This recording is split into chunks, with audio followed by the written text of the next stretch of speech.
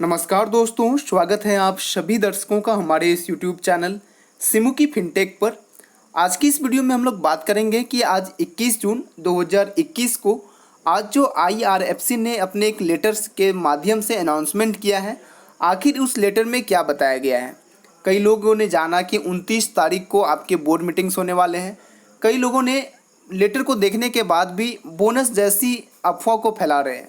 तो इस वीडियो में मैं लेटर को बहुत ही बारीकी तरीके से पढ़ने वाला हूं और आप लोगों को सारे इन्फॉर्मेशन शेयर करने वाला हूं। ठीक है, तो वीडियो को ध्यान से देखिएगा, चीज़ों को समझिएगा, आपके सारे डाउट्स क्लियर हो जाएंगे और आप जो र्यूमर्स में आए हो वो र्यूमर्स की जो सच्चाई है पता चल जाएगी। तो आप लोग चैनल को सब्सक्राइब कर लीजिए और अगर आपको अच्छा लगे तो वीडियो को भी लाइक कर सकते हैं। सबसे पहले यहाँ पर आप देखो तो आज यहाँ पर डेट लिखा हुआ है, यहाँ पर डेट यहाँ पर देखो तो यहाँ पर लिखा हुआ है 21 जून 2021। आज इन्होंने लेटर पब्लिश किया है। वहाँ पर ये national stock exchange of India limited यानी कि NSE को और बॉम्बे स्टॉक एक्सचेंज लिमिटेड यानी कि BSE को, दोनों को इन्होंने इंटीमेट किया है। लेटर में इन्होंने मेंशन किया है इंटीमेशन ऑफ बोर्ड मीटिंग्स और आगे इन्होंने लिखा है sir madam pursuant to regulation 29(1) read with regulation 33 of the SEBI, यानी कि ये जो आपके रूल रेगुलेशंस होते हैं इसमें क्या है कि कंपनी अगर कोई भी बोर्ड मीटिंग्स करेगी, पब्लिक बोर्ड मीटिंग्स, तो उसकी इंटीमेशन आपको एक्सचेंज को देनी पड़ती है, चाहे वो नेशनल स्टॉक एक्सचेंज हो या बॉम्बे स्टॉक एक्सचेंज हो, दोनों को देनी पड़ती है। ठीक है, इसके अलावा इन्होंने लिखा है कि regulation 33 of the SEBI listing obligations and disclosure requirements regulation 2015, यानी कि जो LODR जिसे आप लोग बोलते हो यही है, listing obligations and disclosures requirement as amended from time to time, we hereby inform that meeting of board of directors of the company is scheduled to be held on 29th June 2021। यानी कि इन्होंने क्या किया है, यहाँ पर आपको inform कर रहा है, एक्सचेंज को इन्फॉर्म कर रहा है कि यहाँ की जो बोर्ड ऑफ डायरेक्टर्स की जो मीटिंग है वो इस महीने 29 जून को होने वाली है। To inter alia consider and approve the audited financial result for the quarter and year ended on 31 March 2021, यानी कि ये अपने क्वार्टर रिजल्ट को यहाँ पर क्वार्टर रिजल्ट का यहाँ पर अनाउंसमेंट करेंगे। क्वार्टर रिजल्ट इनका पब्लिश होगा कब? 29 जून को। ठीक है, और ये जो रिजल्ट होगा ये रिजल्ट होगा आपका Q4 का। ठीक है, तो ये कब होगा? आपका 29 जून को। ठीक है, इसके अलावा इन्होंने लिखा है यहाँ पर, हाँ यहाँ पे लिखा है कि to inter alia considered and approve the audited financial results for the quarter and year ended on 31 March after this results are reviewed by the audit committee of the board. ठीक है, यहाँ तक क्लियर हो गया। यानी कि company अपने financial result का क्वार्टर रिजल्ट की घोषणा करेगी 29 जून को।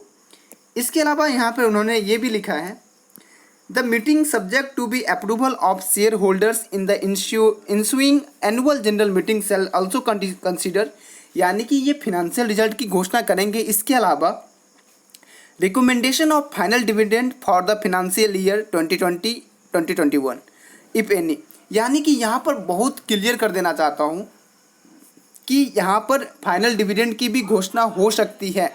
ठीक है, इफ एनी, यानी कि ऐसा ये कंफर्म नहीं है। अगर यहाँ पर कुछ बात बनती है, अगर उनके रिजल्ट्स अच्छे आते हैं, उनकी प्रॉफिट अच्छी रहती है, उनकी रेवेन्यू बढ़ती है, तो कंपनी यहाँ पर घोषणा कर सकती है, एश्योर नहीं कर रही है। ठीक है, यहाँ पर इफ एनी इन्होंने करके लिखा है। ठीक है, उसके अलावा इस बोर्ड मीटिंग में फिनेंशियल रिजल्ट के अलावा एक और चीज़ों पर चर्चा होगी, वो होगी इन्हांसमेंट ऑफ बोरोइंग लिमिट, यानी कि बोरोइंग क्या, जो आप कहते हैं ना, जिसे आप लोग कहते हैं कर्ज लेने की लिमिट, बोरोइंग यानी क्या, फंड रेजिंग की लिमिट, तो वो यहाँ पर 400, यहाँ पर यानी कि यहाँ पर लिखा हुआ है, यहाँ पर 4 लाख करोड़ से 8 लाख करोड़ किया जा सकता है। यानी कि अभी तक कंपनी क्या है कि इनकी जो बोरोइंग लिमिट थी, फंड रेजिंग की लिमिट थी, ये थी 4 लाख करोड़। ठीक है, लेकिन ये अब बदलकर 8 लाख करोड़ किया जा सकता है, इसमें ये चर्चा होगी, ये कंफर्म नहीं है। ठीक है, फिनेंशियल रिजल्ट आएंगे। दूसरी चीज़ क्या है कि यहाँ पर डिविडेंड की भी चर्चा होगी। अगर प्रॉफिट अच्छा होगा, रेवेन्यू अच्छा होगा, तो यहाँ पर डिविडेंड की भी घोषणा हो सकती है, लेकिन ये कंफर्म नहीं है। और दूसरी चीज़, अगर आप लोग ये सोच रहे थे कि बोनस मिलेगा कि नहीं मिलेगा, बोनस की चर्चा इस लेटर में नहीं की गई है, तो किसी भी तरीके से आप बोनस की र्यूमर्स को ना फैलाएं। अगर कोई लोग फैला रहे हैं तो उसे विराम देने के लिए उन्हें समझाएं कि यहाँ पर आपको बोनस नहीं मिलने वाला है, कंपनी अपने लेटर में कुछ इस तरह की चर्चा नहीं की है। ठीक है, आगे बढ़ते हैं। Pursuant to the provision of SEBI provision of insider trading regulation 2015 and amendment of Tier 2 and the company's policy under shared regulation trading window which remains closed since 1st April 2021 shall continue to remain closed till 48 hours after the date of the respective board meetings for the consideration and approval of financial results. The same was intimated or letter dated 30 March 2020। यानी कि ये कहने वाले हैं, अब जैसे बहुत सारे लोग हैं इसे र्यूमर बनाएंगे कि यहाँ पर आप यहाँ पर ट्रेडिंग नहीं कर सकते हो, ट्रेडिंग विंडो बंद रहेगी। देखो आप जब 31 मार्च की एक लेटर आई थी उसमें भी इन्होंने क्लियर कर दिया था कि ट्रेडिंग विंडो उन लोगों के लिए बंद होती है जो कंपनी से ताल्लुक़ रखते हैं। कोई भी यहाँ के एम्प्लॉयज़ हो सकते हैं, उनके कोई फैमिली मेम्बर्स हो सकते हैं, तो वैसे लोग यहाँ पर ट्रेडिंग नहीं कर सकते हैं, उनके लिए ट्रेडिंग विंडो बंद रहेगी। ठीक है, तो ये हम जैसे इन्वेस्टर्स के लिए, हम जैसे जो छोटे छोटे रिटेलर्स हैं उनके लिए ये नहीं है। ट्रेडिंग विंडो हम लोग के लिए खुली रहेगी, वैसे लोगों के लिए बंद रहेगी, उन लोगों के लिए बंद नहीं रहती है। जबकि एक लीगल नोटिस होता है, उनके रूल्स होते हैं कि आपके कोई भी अगर IRFC का स्टाफ है, एम्प्लॉय है, तो वो ट्रेडिंग नहीं करेगा। इसके अलावा उनके कोई भी परिजन ट्रेडिंग नहीं करेंगे। तो ये चीज़ें होती है।